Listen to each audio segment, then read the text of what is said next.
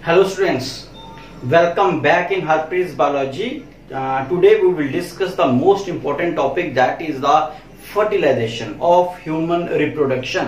तो आज बहुत ही इम्पोर्टेंट टॉपिक डिस्कस करने जा रहे हैं, जो एक लिंक है, क्योंकि विदाउट फर्टिलाइजेशन जो नेक्स्ट जनरेशन वो चलेगी नहीं और जो पीछे हमने किया उसका कोई फायदा नहीं है। सो एक लिंक है जाइगोट फॉर्मेशन, जो अगली जनरेशन के लिए बहुत ही इंपॉर्टेंट है। तो आज बहुत ही ज्यादा इंपॉर्टेंट टॉपिक करने जा रहे हैं। तो देखते हैं, आज बोर्ड पे मैं आपको कराऊंगा पूरा का पूरा और कोशिश करूंगा कि एक एक सेल जो है उसको डिफाइन करूं, उसके अंदर जो चेंजेस हो रही हैं वो सारे चेंजेस को यहाँ पे बोर्ड पे व्हाइट बोर्ड के ऊपर आराम से एक्सप्लेन करूं। ओके, तो let's start with the topic, that is fertilisation. तो सबसे पहले हम समझेंगे कि फर्टिलाइजेशन है क्या। तो फर्टिलाइजेशन एक प्रोसेस है जिसमें क्या होगा कि कल हमने जो पिछली वीडियो में पढ़ा था या देखा था आपने, जिसमें हमने एक सेकेंडरी oocyte को बनाया था, क्योंकि अभी तक तो हमारे पास ओवम बना ही नहीं और ओवम बनेगा भी नहीं जब तक कि उसके साथ स्पर्म की फर्टिलाइजेशन नहीं होगी। इट मींस जो ओव्यूलेशन के दौरान ovulation means release of the egg from the Graafian follicle from the ovary, जो रिमूव होके आया था बाहर, वो था हमारे पास सेकेंडरी oocyte। लेकिन सेकेंडरी oocyte खुद भी अकेला नहीं आया था। That is enveloped by two membranal structure और टू मेम्ब्रेन और टू एनवलप्स। ओके, तो उस सेकेंडरी oocyte के साथ दो लेयर और थी और मैं यहाँ पे स्ट्रक्चर बनाया हुआ है जैसे आपको ये दिख रहा है, क्योंकि हमें पहले बेसिक पता होना चाहिए करने के जा रहे हैं। तो जिन बच्चों ने पिछला वीडियो देखा होगा उनको तो पूरा समझ होगा, लेकिन जिन्होंने नहीं देखा उनके लिए थोड़ा सा बता रहा हूं। तो ये जो स्ट्रक्चर है, this structure is called as secondary oocyte। So secondary oocyte contain a nucleus. ये वही न्यूक्लियस है जिसकी फेज मेटाफेज में रुकी हुई है, मतलब ये अभी पूरा एग नहीं बना है, अभी सेकेंडरी oocyte है। ओके, सो इसके आगे पीछे मैंने बताया कि enveloped by two membrane or two layer. One layer is called, the inner layer is called zona pellucida। ये आ गया zona pellucida, ये जो मैंने ब्लू कलर में बताई है। Okay, and the second which is a patch of cell, ये जो रेडिएटिंग सेल्स है, रेडिएटिंग सेल्स दिख रहे हैं आपको, and these radiating cells are the zona radiata layer। Okay, तो फिर से सुनो, हमारे पास ये स्ट्रक्चर जो है, ये स्ट्रक्चर रिलीज हुआ था ड्यूरिंग द ओव्यूलेशन। कौन सी डेट पे हुआ था? दैट इज 14 to 16 डेज में। 14 डे में हो गया था रिलीज। तो ये जो 14 डे में यहां से मैंने बनाया हुआ पूरा, ये हमारे पास स्ट्रक्चर जो चेंज हुए थे, हमने पिछली बार किया था मेंस्ट्रुअल साइकिल में, तो 14 डे में ये रिलीज हो गया। तो ये वाला स्ट्रक्चर आ गया ये। ओके, अब बात आती है कि ये तो हो गया पूरा का पूरा तैयार, यहां पहुंच गया, ये आ गया। अब हमने किसकी बात करनी है? ये अब यहां से कहां पहुंचेगा? ओवरी से पहुंचेगा, दैट इज कॉल्ड इस्थेमस से। इस्थेमस से कहां जाएगा? एम्प्यूला। एम्प्यूला क्या है? जंक्शन। सो एम्प्यूलर जंक्शन जो है, ये एम्प्यूला के तक पहुंच जाएगा। ओके, अब इसकी लाइफ भी आप बोलोगे बहुत लंबी नहीं होती है, near about 24 to 48 days, 48 horse जो होती है, 1 से 2 दिन की लाइफ होती है, फर्टाइल लाइफ होती है एग की, जिसमें फर्टिलाइजेशन कर सकते हैं। तो अब इनको वेट करना है कहां पे? एम्प्यूला के अंदर। तो एम्प्यूला में ये वेट करेंगे किसका? स्पर्म का। यहां तक आया समझ? तो पहले हमने इसको किया, यहां पे पहुंचा, यहां से पहुंच गया एम्प्यूला के अंदर। एम्प्यूला से एम्प्यूलर इस्थमस जंक्शन में होगी फर्टिलाइजेशन। मतलब मान लो कि आप, ये मैरिज हो रही है, बिल्कुल एग्जैक्ट वैसा ही मैरिज हो रही है बिटवीन मेल एंड फीमेल। तो मान लो कि ये हमने जो फीमेल की तैयारी की थी, उसको दुल्हन बनाया, अब वो उसका टाइम आ चुका है कि वो अब क्या करेंगे? मैरिज वाला दिन आ गया है। तो 14 मीन्स अब 16-15 डे के अंदर इनकी मैरिज होगी। लेकिन मैरिज के लिए दूल्हा भी तो चाहिए, अब उसके लिए मेल भी तो होना चाहिए। एग्जैक्टली वैसे यहां पे भी क्या होगा? अब during the coitus, during the copulation, whenever male come in contact with the female during copulation, the male release near about millions of the sperms। मतलब वो मिलियंस में स्पर्म्स को रिलीज करेंगे। और वो जो मैंने पिछले वीडियो में बताया था, यहाँ पे क्या होता है, एक 14th डे में एक चेंज आती है। यहाँ पे जो हमारे पास क्या था स्ट्रक्चर था, वो रिलीज करेगा। सर्विक्स जो है वो अपने ग्लैंड के थ्रू यहाँ पे म्यूकस बनाएगा। तो यहाँ पे म्यूकस की पतली थिन म्यूकस रिलीज होगा। अब ये थिन म्यूकस क्यों रिलीज होता है? 14th डे पे, क्योंकि इसको पता है कि 14th डे पे यहाँ पे तैयारी हो रही है, यहाँ पे कोई वेट कर रहा है स्पर्म का। ओके, और यहां से स्पर्म को पहुंचना यहाँ पे, और दिन उसके पास भी 2 ही है। तो अब स्पर्म ने वहां तक पहुंचना है, तो पहुंचाने के लिए मदद कौन करे? ये सारे लड़की वाले मान लो। ओके, ये सारे कौन है, लड़की वाले गेट पे खड़े हैं। तो यहाँ पे जो म्यूकस है, ये म्यूकस जो है थिन होता है, थिक नहीं होता, थिन होता है 40th डे में, क्योंकि अगर यहाँ से स्पर्म्स आएंगे और वो मिलियंस में आएंगे, ओके, और वो स्पर्म्स को ये फैसिलिटेट करेंगे toward the fallopian tube, okay. उसके बाद यही स्पर्म जो हैं यहां से आगे इसने धकेल दिया, अब यहां पे पहुंचेंगे, मान लो यहां पे पहुंच गए। सो ये स्पर्म जब यूट्रस में पहुंचते हैं, कहां पहुंचते हैं, यूट्रस में, तो यूट्रस भी उनकी मदद करती है फैलोपियन ट्यूब की तरफ ले जाने में। और कैसे मदद करती है, ये कॉन्ट्रैक्शन होती है यहाँ पे। सो एंडोमेट्रियल जो कॉन्ट्रैक्शन होती है, it propel the sperms into the fallopian tube, तो ये इनको फैलोपियन ट्यूब की तरफ प्रोपेल करेंगे। यहां तक आया समझ। तो पहला काम स्पर्म्स की किसने मदद की, पहला काम किया म्यूकस ऑफ द यहां पे जो प्रोड्यूस होगा that is cervix, okay. And then these sperms are contracted by the endometrium, तो एंडोमेट्रियम को कॉन्ट्रैक्ट कर रहे हैं, जिससे क्या होती है, उससे एक वेव प्रोड्यूस होगी, जिससे ऊपर की तरफ जाएंगे फैलोपियन ट्यूब की तरफ, ओके। तो सारे मदद करें इनकी तरफ, ताकि आगे आगे आगे चलते रहे। तो यही स्पर्म जो है यहां से करते करते पहुंच रहे कहां पे, तो स्पर्म्स कितने हैं, मिलियंस में। तो कुछ स्पर्म्स की यहां पे डेथ हो जाएगी, वहां पे नहीं पहुंच पाएंगे, क्योंकि सारे के सारे की जरूरत भी नहीं है वहां पे। तो अब करते करते यहां पे पहुंच जाएंगे। अब यहां पे क्या होता है, इस फैलोपियन ट्यूब के अंदर भी जो फैलोपियन ट्यूब की इनर वॉल होती है, वहां पे सीलिया होते हैं, और वो सीलिया भी मूव करते हैं ऐसे ऐसे दोनों साइड से, ताकि वो एग को ऊपर की तरफ पहुंचाए और जो स्पर्म्स है उसकी भी मूवमेंट करवाएं, कहां पे, दैट इज इस्थमस और एम्पुलर जंक्शन तक। लेकिन बात अब आती है कि जो ये सीलिया होते हैं, बहुत सारे स्पर्म जो होते हैं वो सीलिया में ही फंस के रह जाते हैं और आगे नहीं निकल पाते, और कुछ होते हैं वहां से निकल के आगे पहुंच जाएंगे। तो इट मींस काफी सारे वहां पे भी रह जाएंगे और उनकी भी डेथ हो जाएगी, क्योंकि लाइफ लेके आए होते हैं 2 दिन की वहां पे, ओके। तो इसका मतलब कुछ आके पहुंच जाते हैं कहां पे, एम्पुलर इस्थमस जंक्शन, यहां पे दोनों का मिलन होगा। आगे ये बड़ी बार क्वेश्चन आता है, what is the site of fertilisation.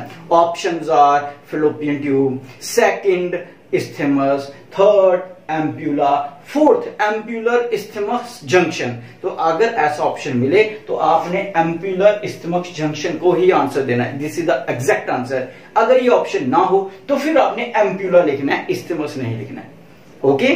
तो फिर एम्प्यूला आना चाहिए आंसर, ओके। अगर ये भी ना हो, खाली फैलोपियन ट्यूब हो तो फिर फैलोपियन ट्यूब ले सकते हो, यूट्रस, फैलोपियन ट्यूब, वेजिना, तो आपका आंसर फैलोपियन ट्यूब रहेगा, okay. So according to the question ही आपको आंसर देना है। तो अब मैंने बोला कि स्पर्म यहां से पहुंचे और फीमेल जो सेकंड यूसेट वो यहां से पहुंच गया, दोनों पहुंच चुके हैं कहां पे, एक ऐसे गेट पे, एक ऐसे जंक्शन पे, यहां पे दोनों ने वरमाला डालनी है, दोनों ने एक दूसरे के साथ मैरिज करनी है, दोनों ने आपस के साथ फ्यूजन करनी है, ओके। अब बात आ गई कि स्पर्म तो बहुत ज्यादा है, ध्यान से सुनना, स्पर्म तो यहां पे बहुत ज्यादा है, लेकिन एग या oocyte तो एक ही है। प्रॉब्लम आ गई फिर से, क्या प्रॉब्लम आ गई कि स्पर्म का नंबर बहुत ज्यादा है, मिलियंस में है, जहां थोड़े कम भी हो सकते हैं, लेकिन एग तो एक ही है। अब क्या होगा, अब हम देखेंगे इसका स्ट्रक्चर। तो हमारे पास क्या था, जोना रेडिएटा, सेकेंडरी oocyte और secondary oocyte and zona pellucida. अब ध्यान से देखना, ये जोना पेलुसिडा और जोना रेडिएटा क्यों थे, आगे इसको रिमूव भी करना। तो इनका काम होता है to protect the secondary oocyte first and to provide the nourishment. यहां तक आगे समझ। अब बात आती है कि जब यहां पे स्पर्म एंटर करेगा, तो मान लो ये स्पर्म था जो हमने पहले देखा, ये आ गया स्पर्म। तो स्पर्म के जो कैप होती है, मान लो उसने एक टोपी लगाई हुई है, कैप लगाई हुई है, उस कैप का नाम है एक्रोजोम। क्या नाम है, एक्रोजोम। तो इसके पास यहां पे क्या होता है, एक्रोजोम, ओके। और यहां पे इसके पास क्या होगा, एक सेंट्रियोल, ओके। ये आ गया इसका फ्लैजिला। फ्लैजिला मदद करेगा इसको मूव करने में। अब यहां पे ध्यान से देखो, बड़ी इंपॉर्टेंट चीज बता रहा हूं, नोट डाउन कर लेना इसको कॉपी के पेन पे, तो बुक्स में शायद ना हो ये ऐसा कुछ। तो अब मैं बता रहा हूं कि जो स्पर्म और एग में कंपैटिबिलिटी देखो कितनी जबरदस्त है, कितनी अच्छी कंपैटिबिलिटी है, जिसके कारण इन दोनों का मिलन होने जा रहा है। अब मैंने यहां पे लिखा हुआ है एग एंड स्पर्म। एग के पास आपने देखा था उसकी एग सेकेंडरी oocyte एग में कन्वर्ट नहीं हो पाया।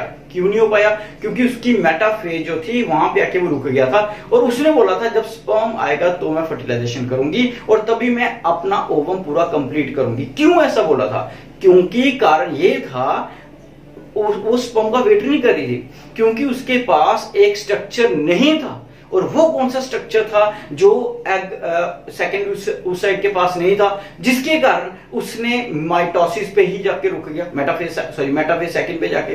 कारण ये था क्योंकि एग के पास सेंट्रियोल नहीं होता है, और सेंट्रियोल ही होता है जो स्पिंडल फॉर्मेशन करके उसको डिवाइड करने में मदद करता है। तो जब सेंट्रियोल है ही नहीं तो आगे कैसे जाएगा? ओके, ध्यान से सुना। और जो हमने स्पर्म को बोला, तो स्पर्म के पास क्या है? सेंट्रियोल है। इसका मतलब एग के पास सेंट्रियोल नहीं है, स्पर्म के पास सेंट्रियोल है। इसलिए जब सेंट्रियोल एग और स्पर्म की टक्कर लगेगी, फर्टिलाइजेशन होगी, स्पर्म अपना सेंट्रियोल किसको देगा? एग को। जब वो सेंट्रियोल एग को मिल जाएगा तो एग क्या करेगा? इस सेंट्रियोल की मदद से अपनी मेटाफेज को क्रॉस करके ओवम बनाएगा। बच्चा आ रहा समझ आता है? तो कहने का मतलब कंपैटिबिलिटी देखो। दूसरी बात देखो, स्पर्म के पास आपने देखा कितना छोटा साइज है। मैंने बोला हमारी बॉडी का सबसे छोटा सेल है, तो छोटा सेल है तो साइटोप्लाज्म कहां होगा? इसके पास बहुत ही कम मात्रा में होगा। So it contain very less amount of the cytoplasm. But दूसरी साइड देखो, हमारी बॉडी का सबसे बड़ा सेल कौन सा है? That is egg. तो अगर बड़ा सेल है तो इसने सारे का सारा साइटोप्लाज्म अपने पास रखा हुआ है। So it contain large amount of cytoplasm. तो कंपैटिबिलिटी देखो, स्पर्म को क्या चाहिए? साइटोप्लाज्म। उसको क्या चाहिए? That is centrioles. तो दोनों की कंपैटिबिलिटी, सिम्बियोसिस बोल सकते हो, है ना? तो इस तरह से दोनों के दोनों जब फ्यूज करेंगे तो देखो आगे क्या होगा। ध्यान से देखना इस इवेंट को। अगला तो आसान है, यही थोड़ा सा ध्यान से देखना। तो जब भी स्पर्म क्या करेगा? एक्रोसोम के थ्रू, ये स्पर्म ने क्या किया? इस ऊ साइड को जब इसने टक्कर लगाई तो इसके जो कैप थी, ऊपर जो कैप थी इसके पास, उस कैप को बोलते हो एक्रोसोम। और उस एक्रोसोम के अंदर डाइजेस्टिव एंजाइम्स होते हैं। सो दे कंटेन डाइजेस्टिव एंजाइम्स। और डाइजेस्टिव एंजाइम क्या करते हैं? जो भी आएगा उनको वो डाइजेस्ट कर जाएंगे। तो सबसे पहले कौन सी लेयर आएगी? दैट इज जोना पेलुसिडा, क्योंकि ये बीच बीच में खाली है। तो यहां पे जोना पेलुसिडा को ये जैसे ही टक्कर लगाएगा तो नेचुरल बात है डिसॉल्व कर देंगे। जैसे डिसॉल्व होगा थोड़ा सा जगह बनेगी तो ये स्पर्म उसके अंदर एंटर करने की कोशिश करेगा। जैसे इसने उसके अंदर एंटर किया, ओके, किसने? एक्रोसोम के थ्रू ये वाला जो स्ट्रक्चर था अंदर गया, तो अंदर जाके क्या किया? समझ लो ये इस तरह से एक पाइप बन गई, ठीक है, ये एक एक्रोसोमल फिलामेंट बन गया। इसके थ्रू क्या हुआ? ये जो न्यूक्लियस था और सेंट्रियोल था वो चले गए अंदर। तो ये चले गए अंदर। जैसे ही न्यूक्लियस अंदर गया ये तो हो गया खाली, और सेंट्रियोल भी चला गया अंदर। तो यह गया सेंट्रियोल, यह गया इसका न्यूक्लियस। सो जैसे ये न्यूक्लियस अंदर गया, सेंट्रियोल अंदर गया, अब क्या हुआ? ध्यान से सुनना कि क्योंकि यहां पे अगर आप देखोगे तो पेलुसिडा जो था इसने इसको प्रोटेक्ट कर रहा था। अब ये पेलुसिडा जो है अब एक और काम करेगा in addition to the protection. अब क्योंकि स्पर्म तो बाहर बहुत सारे हैं और हर एक स्पर्म के पास एक्रोसोम है और हर एक एक्रोसोम के अंदर डाइजेस्टिव एंजाइम भी हैं, तो वो इनको तोड़ सकते हैं। अब क्या होगा कि ये जो स्पर्म था जैसे इसने अंदर एंटर किया तो अब पेलुसिडा ने क्या किया? एक बड़ी खतरनाक काम किया। उसने अपने अंदर जो लेयर थी, ये वाली लेयर को इतना ज्यादा थिक कर दिया, बहुत ज्यादा थिक कर दिया, और इतना ज्यादा थिक कर दिया कि अब कितने सारे स्पर्म्स आएंगे, सारे यहां पे टक्करे मारेंगे, हिट करेंगे, लेकिन कोई भी अंदर नहीं जा पाएगा। जैसे कि मान लो, मैं थोड़ा सा मजाक में बता रहा हूं, सीरियसली नहीं लेना है क्योंकि ये साथ साथ चाहिए आपको, तो इससे भूलोगे नहीं। मान लो कि यहाँ पे ये एक स्पर्म था और दोनों की मैरिज होगी, तो जो और भी थे इनको पसंद करते थे कि मैरिज करनी है, तो जब मैरिज होगी, वरमाला होगी, सब कुछ हो गया, तो उसके बाद तो जो दूसरे थे वो कुछ भी नहीं कर पाएंगे। सेम यहाँ पे पेलुसिडा जो है वो क्या करता है? जैसे ही स्पर्म अंदर एंटर करता है तो एक और प्रोटेक्टिव लेयर बनाते हैं, अपनी लेयर को इतना हार्ड कर लेता है, इतना थिक कर लेता है कि कोई भी दूसरा स्पर्म उसके अंदर एंटर नहीं कर पाएगा। इस तरह से इन दोनों की मैरिज हो जाती है। अब आगे ध्यान से सुनना। अब ये जो सेंट्रियोल था, इस सेंट्रियोल का काम क्या था? दैट इज सेल के डिवीजन करवाना। तो इस सेंट्रियोल ने क्या किया? जो न्यूक्लियस था, किसका nucleus? That is secondary oocyte का, उसको बोला भाई अपनी स्टेज पूरी कर, क्योंकि फर्टिलाइजेशन हो चुकी है।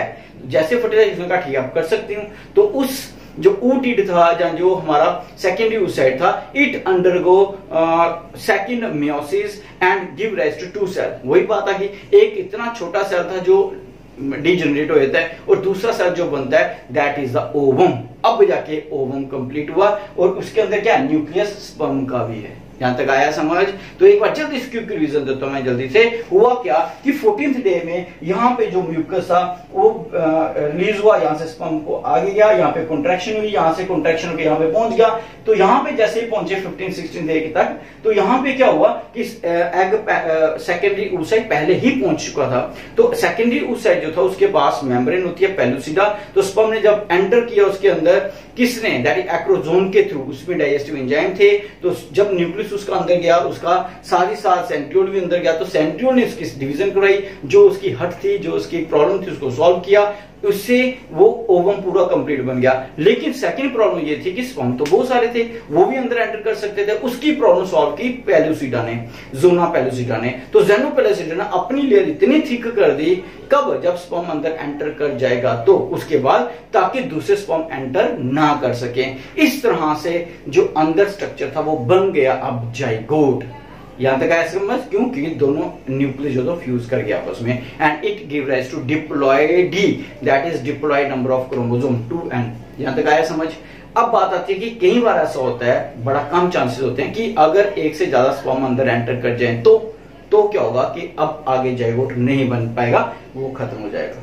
यहां तक आ गया समझ? सो this is the process of fertilization that occur in the ampular isthmus junction।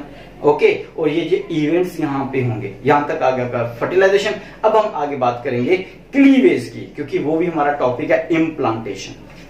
Know the next topic is the implantation और द क्लीवेज। हम बात करेंगे कि अब ये जाइगोट तो बन चुका है, लेकिन एक जाइगोट जो है एक सेल है, that is it is a one cell structure, okay, that contain the diploid nucleus. The polarity level is 2n। Okay, इसके अंदर 2n है, पहले n था, 2n चुका है। क्यों? क्योंकि पहले एग और स्पर्म थे, फ्यूज किया, फर्टिलाइजेशन हुई और n और n मिलकर बन गए 2n। अब दोनों के पास मैटरनल एंड पैटर्नल दोनों उसके कैरेक्टर्स हैं, उनके फीचर्स हैं। अब आगे की कहानी क्या है कि ये प्रोसेस कहां पे हुआ था? ये हुआ था एम्पुलर इस्थमस जंक्शन पे। So the fertilisation process occur at the ampullar isthmus junction, that is the site of the fertilisation. No, the after the formation of fertilisation. अब मैंने यहाँ पे स्टेजेस लिखी हुई है, ये सारी स्टेजेस बनाई है जो यहाँ पे होंगी इम्प्लांटेशन के अंदर। तो ये हमारे पास आ गया zygote. So this is the zygote. No, the zygote undergo a cleavage और division and form a two cell structure. अब बात आती है कि यहां से निकला था ये 14th डे में, 15th डे में यहाँ पे पहुंच गया। मान लो कि 15th-16th डे के बीच में ही क्या होती है, फर्टिलाइजेशन। ये डेज भी आपको याद रखना है। इसका मतलब हो गया कि फीमेल के मेंस्ट्रुअल साइकिल में 15th और 16th डे जिसको हम मानते हैं, माना जाता है कि it is the risky periods. Risky क्यों होते हैं? क्योंकि यही दो दिन होते हैं जिसमें फर्टिलाइजेशन के मैक्सिमम चांसेस होते हैं। यहाँ पे पूरी की पूरी रिप्रोडक्टिव स्ट्रक्चर्स होते हैं, सपोर्ट करते हैं एग को भी, स्पर्म को भी, ताकि फर्टिलाइजेशन हो। इनसे आगे और इनसे पीछे जो रिप्रोडक्टिव स्ट्रक्चर्स होते हैं वो सपोर्ट नहीं करते हैं। तो इसलिए इस जो टाइम को हम बोलते हैं रिस्की पीरियड। ओके, तो ये याद रखना, बड़ी बार क्वेश्चन आया था। सो अब 15th डे में या 16th डे, मान लो ये 2 दिन के अंदर यहाँ पे फर्टिलाइजेशन होगी, किसी भी टाइम हो सकती है। अब जैसे ही फर्टिलाइजेशन होगी, जाइगोट बन जाएगा। तो जाइगोट बनने के बाद 12 से 24 घंटे मींस एक दिन के अंदर डिवीजन होगी, फर्स्ट डिवीजन होगी जाइगोट की, और उस जाइगोट के डिवीजन से बनेगा पहले cell, 2 cells, that is called 2 celled stage. जैसे यहाँ पे भी बनाया, यहाँ पे बता रहा हूँ, यहाँ पे भी बता रहा हूँ, यहाँ पे थोड़ा क्लियर हो जाएगा। So it give rise to 2 celled stage. Okay, अगर 2 बने तो उसके बाद 4 भी बनेंगे, क्योंकि दोनों डिवीजन करेंगे। So the 2 celled stage undergo the division and it give rise to 4 celled structure, and this is the 4 celled structure. No, the 4 celled structure give rise to 8 celled structure under after the division. जैसे division होगी तो इसके बाद ये 4 से 8 cell बनेंगे।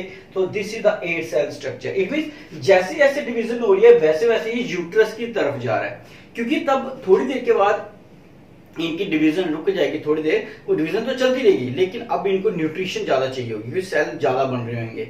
सो उसके लिए इनको कहां पे पहुंचा है? यूट्रस में। क्यों? क्योंकि अब इनका स्वागत कहां पे हो रहा है, इनका वेलकम कहां पे होगा? यूट्रस में। खाने पीने का सारा सामान जो बंदोबस्त हो कहां पे? रेस्टोरेंट से होता है, बड़े बड़े अब होते हैं होटल्स के अंदर होता है। तो वो कौन सी जगह? वो ये जगह, यहाँ पे इनकी पूरी तैयारी की है, इनको खाने पीने का, इनको प्रोटीन्स, कार्बोहाइड्रेट्स, म्यूकस सब कुछ मिलेगा, लेकिन यहाँ पे पहुंचना पड़ेगा। और जब तक यहाँ पे पहुंचे तो इनकी डिवीजन भी साथ साथ हो रही है। तो आपने देखा यहाँ पे 2 सेल, फिर 4 सेल, फिर 8 सेल, यहाँ पे पहुंच गया 8 सेल स्ट्रक्चर। और जैसे 8 सेल की डिवीजन होगी तो नेचुरल सी बात है क्या बन जाएगा? 16 cell stage. So 16 to 32 cell stage होती है, दैट इज अ मरूला बोल सकते हो उसको। तो ये क्या थे, मरूला स्टेज, नाम दिए गए मरूला। अब एक बड़ी इंपॉर्टेंट चीज मैं आपसे पूछ सकता हूं, मैं पढ़ा रहा हूं, मैंने बोला था जोना रेडिएटा और जोना पेलुसिडा का क्या काम है, आप बताओ क्या काम है। इनका काम था कि जो एक दुल्हन थी, जो एक सेकेंडरी ऊसाइड था, उसको कोई तंग ना करे, उसको न्यूट्रिशन मिले, उसके लिए दोनों साथ में जुड़े हुए थे। लेकिन अब तो उनके साथ कौन आ गया, खाने पिलाने वाला आ गया, दैट इज स्पर्म आ गया, दोनों की फ्यूजन हो गया। क्या अब इन दोनों लेयर्स की जरूरत है? क्या ये दोनों लेयर्स इनके साथ पूरी लाइफ रहेंगी? नहीं रहेंगी।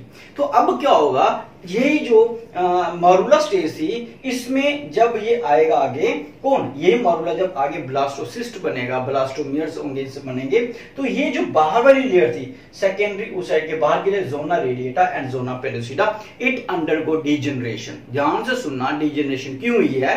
क्योंकि अब जाइगोट को इसकी जरूरत नहीं है, मारूला को इसकी जरूरत नहीं है, क्योंकि न्यूट्रिशन अगले स्टेप में इनको एंडोमेट्रियम से मिलेगी और बहुत सारी एंडोमेट्रियम से न्यूट्रिशन मिलेगी, इसलिए इनकी लेयर की जरूरत नहीं है। ना ही इनको प्रोटेक्शन की जरूरत है। क्यों? क्योंकि अब ये अंदर इतने ज्यादा सेल बन चुके हैं, अब इनको प्रोटेक्शन की जरूरत नहीं है। इसलिए दोनों कारण नहीं होने के कारण हमने इस लेयर को तोड़ दिया, डिसइंटीग्रेट कर दिया। सो मारूला जो है उसमें जो लेयर्स होती हैं बाहर वाली, दोनों डिसइंटीग्रेट कर जाती हैं। Okay, so it gives 60 to 32 cell stage, इसका मारूला। यहां तक आया समझ? अब ये जो मारूला है, इसमें आपने देखा बाहर भी एक लेयर है, अंदर भी एक लेयर है। ओके, सो ये जो अंदर वाली लेयर है वो क्या करेगी, वो कंडेंस होना शुरू हो जाएगी। क्या करेगी, सारे के सारे सेल एक साइड कंडेंस होना शुरू हो जाएंगे, और जो बाहर वाली लेयर वो एक पर्टिकुलर लेयर बना लेगी। इस तरह से जो अगला स्ट्रक्चर बनेगा हमारे पास, दैट इज ब्लास्टोसिस्ट। तो ब्लास्टोसिस्ट में आपको बड़ा क्लियर कट डिफरेंशिएशन मिलेगा, किसमें, दो लेयर्स के अंदर। One is the outer layer and second is the inner layer. तो जैसे आप देख रहे हो, this is the outer layer, this is the inner layer, है वही सेल हैं जो पहले थे, सिर्फ चेंज क्या हुआ कि एक ने बाहर लेयर बना ली और एक ने अंदर लेयर बना ली। अगर लेयर बनी है दो, तो दोनों लेयर का फंक्शन भी डिफरेंट होगा and the mode of division भी अलग होगा, पर्टिकुलरली होगा। तो अब दोनों का काम करने का तरीका भी अलग होगा और इनका फंक्शन भी अलग होगा और आगे के काम भी अलग करेंगे।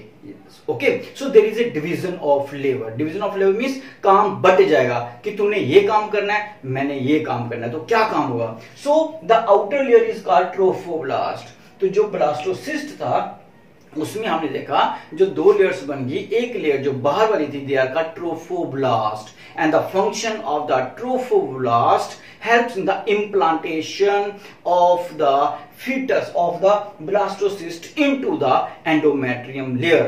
मतलब ये कि जब भी इसने इम्प्लांटेशन करना है, इम्प्लांटेशन होता है क्या है, अपने आप को प्लांट करना। जैसे हम जड़ें होती हैं वो लगाते हैं प्लांट की मिट्टी के अंदर, सॉइल के अंदर, दैट इज द प्लांटेशन। इसी तरह से अब इस ब्लास्टोसिस्ट को खाने के लिए, इन सेल्स को खाने के लिए न्यूट्रिशन चाहिए। तो न्यूट्रिशन कहां पे है, दैट इज एंडोमेट्रियम के अंदर, और एंडोमेट्रियम के अंदर जाना है तो कौन मदद करेगा, that is trophoblast. So trophoblast layer embedded in the endometrium layer where there is a lot of nutrition is there। Okay, so वहां पे बहुत सारी न्यूट्रिशन है। अब बात आ गई जो अंदर नॉब लाइक स्ट्रक्चर बन गया, ये नॉब लाइक स्ट्रक्चर बना।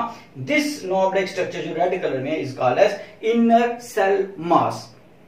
तो दोनों ने डिसाइड कर लिया था कि हम अलग अलग काम करें। एक ने बोला कि तू मुझे न्यूट्रिशन लाके दे, और अंदर वाले एम्ब्रॉनिक सेल कहते हैं, जहां ये हमारे इनर सेल मास कहते हैं कि मैं फीटस बनाऊंगा। तो जितना भी फीटस की लेयर बनेंगे, स्ट्रक्चर्स बनेंगे, हार्ट बनेगा, वो सब कौन बनाएंगे, अंदर वाले सेल। और बाहर वाला क्या करेगा, ये उनको न्यूट्रिशन प्रोवाइड करेगा। कैसे, एम्बेडेड होके कहां पे, इस जगह के अंदर। इट मींस जैसे जैसे यहां पे पहुंचा, तो जब यहां पे पहुंच गए वो, सो किस स्टेज में पहुंचेंगे, इस तरह से यहां पे नॉब लाइक स्ट्रक्चर होगा। ओके, और ये हमारा गया ट्रोफोब्लास्ट। सो ये ट्रोफोब्लास्ट अपने आप को एम्बेडेड करेगा इसके अंदर, और इससे क्या करेगा, न्यूट्रिशन लेके देगा किसको, इनर मास को। और इनर मास क्या करेगा, ये बनाएगा फीटस। ओके, और ये क्या करेगा, ये इम्प्लांटेशन में मदद करेगा। ओके, यहां तक कोई मुश्किल। और यहां पे मैंने बताया था ये कब होता है, ये 5th to 7th, ये जो प्रोसेस बोला इम्प्लांटेशन का, ये 7th डे में होगा। ओके, जब ये प्लेसेंट इसके अंदर एंडोमेट्रियम के अंदर जाएंगे, उससे पहले जो स्टेजेस थी वो यहाँ तक होंगी। मीन्स यहाँ से यहाँ पे पहुंचने के लिए, पूरी स्टेजेस को कन्वर्ट होने के लिए कितने दिन लगे? ये कौन सा डे था? That is first day. फिर मान लो सेकंड, थर्ड, फोर्थ, फिफ्थ, तो यहाँ पे जो इम्प्लांटेशन होगा दैट इज 7th डे में हो जाएगा। सो this is the structures, stages of the implantation. किस तरह से इम्प्लांटेशन होगी ये पूरा हमारे पास था।